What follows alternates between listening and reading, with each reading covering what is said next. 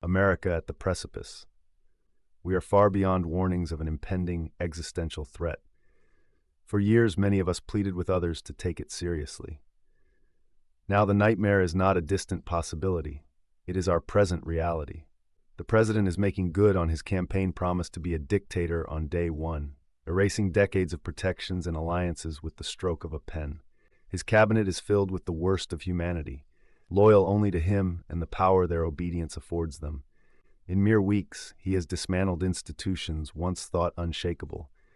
He has handed the reins of our government to a South African oligarch who now tramples over the American people without restraint.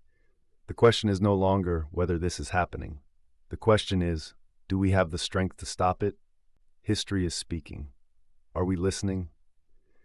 History teaches us that nations don't collapse overnight. Tyranny does not arrive in an instant. Genocides are not spontaneous. The decay is slow, deliberate, and often imperceptible until it's too late. We are watching that process unfold now. The manufacturing of fear, lies, fake emergencies, and relentless misinformation designed to create panic and hopelessness. The creation of enemies, leaders fabricating threats, painting entire groups as dangers to be fought, conquered, or eradicated. The weaponization of faith, convincing the faithful that their cause is not just right, but holy, and that cruelty is obedience to God. Once fear and righteousness intertwine, people justify anything. They permit cruelty, deny care, and commit violence, believing they are saving their country. At that point, rationality dies. And when a population loses its ability to recognize humanity in others, history shows us what comes next.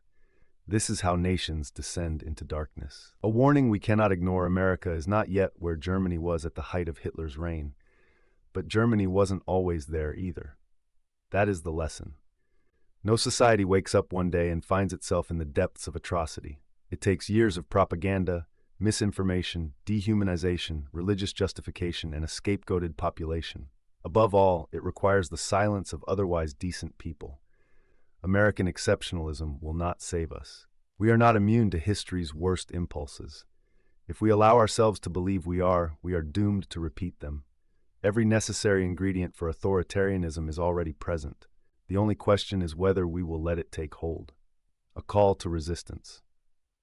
Stopping this slide into tyranny will require more than hope. It will demand action. Fascism is here, America.